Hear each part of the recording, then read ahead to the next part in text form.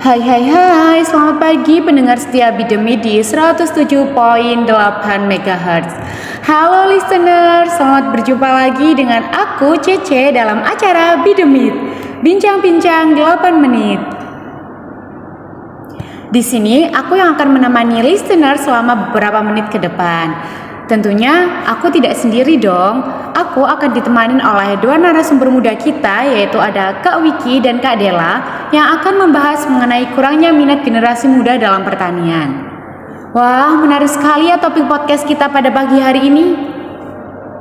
Sebelumnya, aku sapa narasumber pada pagi hari ini. Aku akan memutarkan lagu penambah semangat nih untuk para listeners yang ada dimanapun kalian berada. Langsung saja, lagu dari NCT Dream dengan judul Life is Still Going On. Let's play! Don't stop the music 왜 멈춰 있어 춤추듯 돌아가 Life is a party so 딱히 말 안 해도 Tick tock Life is still going on 그저 흘러가 Hey DJ play that song 다음 노래 It's like a music box 걱정은 그만해 오늘은 즐겨봐 잠시라도 Life is still going on 아무튼 흘러가 야 요즘 왜 그리 볼이 죽어있어 야 어깨 좀 펴라 옆에 내가 있어 인생이란 게 뜻대로 안 되지 참 마음이란 게 맘대로 안 되지 Hai listeners, gimana nih lagunya? Seru dan makin nambah semangat kan? Tanpa perlu menunggu lama lagi, langsung saja kita sapa para narasumber kita. Halo Kak Wiki, halo Kak Dela. Hai Kak Cece. Hai Kak Cece. Gimana nih kabar dari Kak Wiki dan Kak Dela? Aku harap semoga baik-baik saja ya.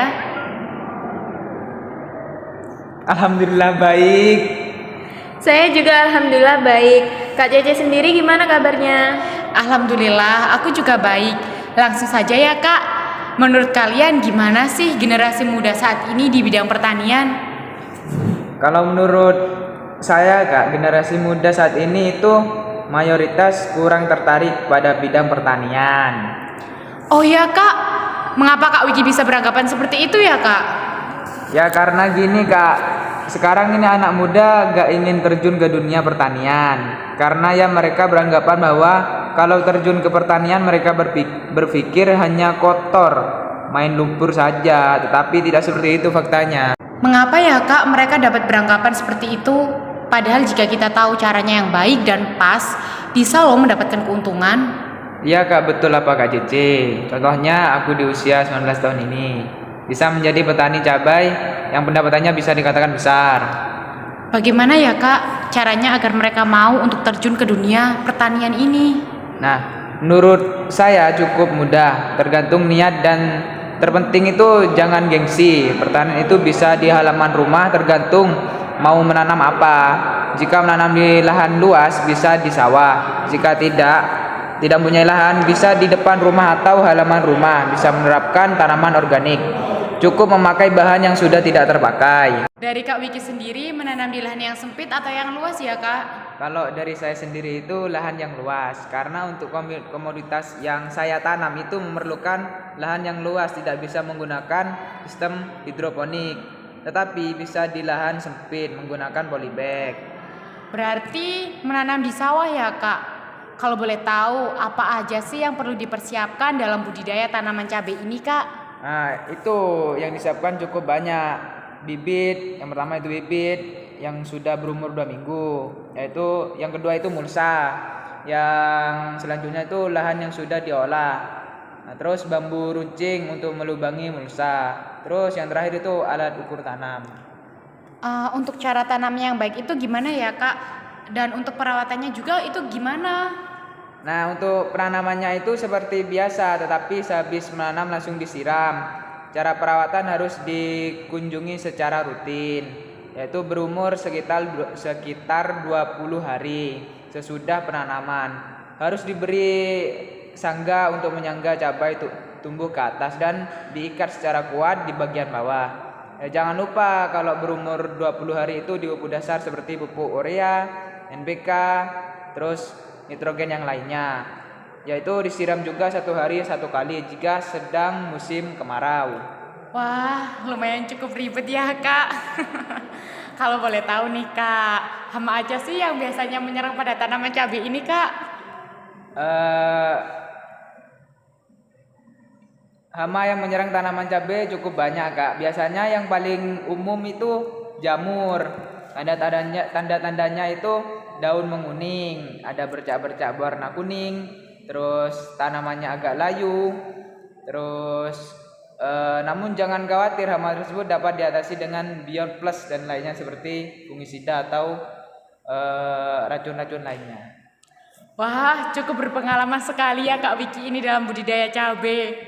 Mungkin boleh disepil nih Kak, berapa sih pendapatan dari budidaya cabai ini? Bisa lah, sekali panen bisa beli roda 4 sih.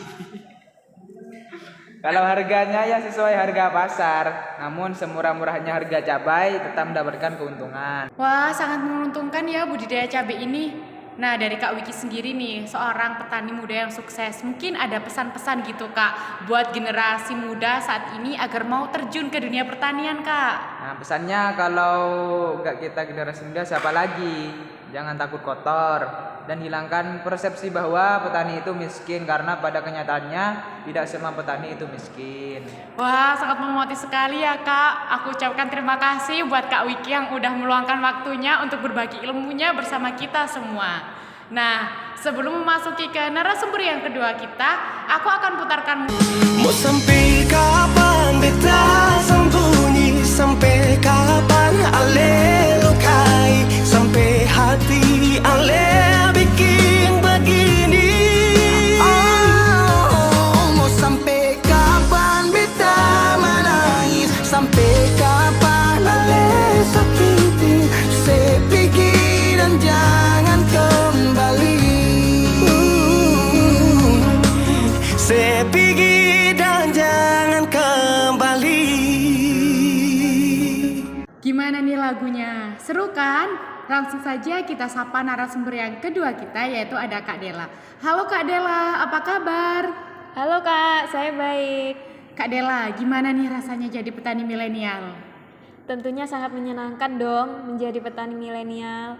Selain jadi hobi, sebagai petani milenial juga dapat menghasilkan keuntungan dan fleksibel karena bisa dilakukan kapan saja. Kalau boleh tahu nih Kak, sistem tanam apa sih yang Kakak Dela terapkan ini? Nah, saya menggunakan sistem hidroponik, Kak. Di sini saya menerapkan sistem hidroponik karena sistem tanam ini cukup mudah dilakukan dan tidak memerlukan lahan yang luas.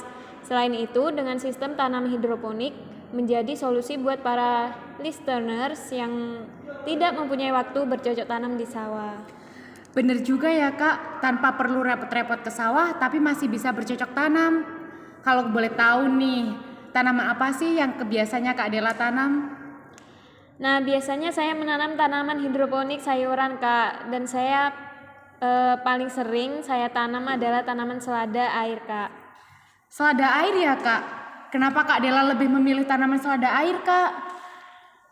Nah, alasan saya memilih selada air itu karena cara budidaya tanaman selada air ini sangat mudah, apalagi dengan menggunakan sistem hidroponik.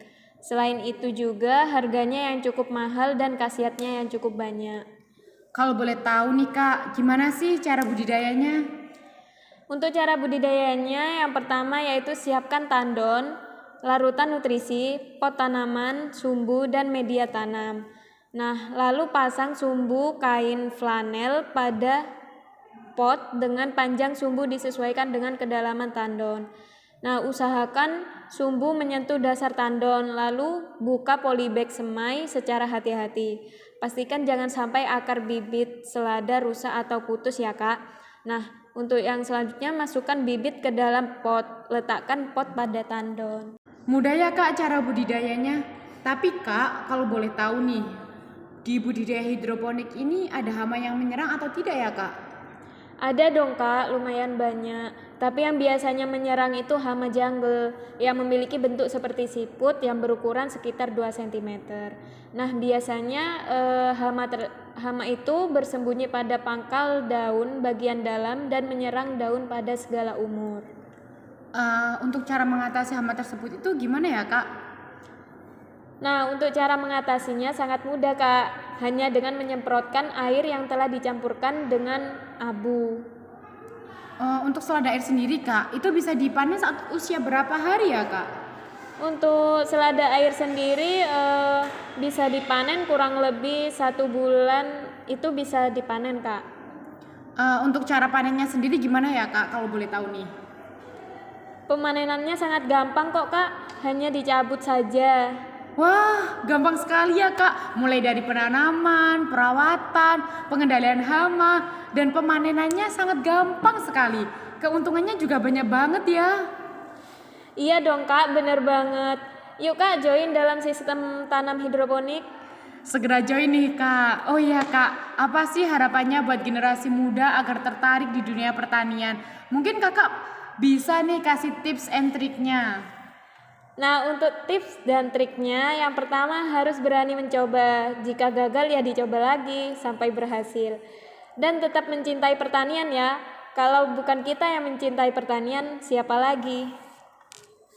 Siap-siap Kak Dela. Terima kasih ya Kak sudah meluangkan waktunya. Semoga ilmunya bermanfaat dan semoga usahanya Kak Dela tambah sukses. Amin. Terima kasih Kak Cece. Baik, terima kasih aku ucapkan kepada dua narasumber kita yang sangat luar biasa hebatnya. Tak lupa aku juga mengucapkan terima kasih kepada listeners dimanapun kalian berada. Semoga ilmu yang disampaikan dapat bermanfaat bagi kita semuanya. Sampai jumpa di siaran Bidimit selanjutnya. Cece pamit undur diri. Bye-bye semua. Shut the hell up, shut the hell up.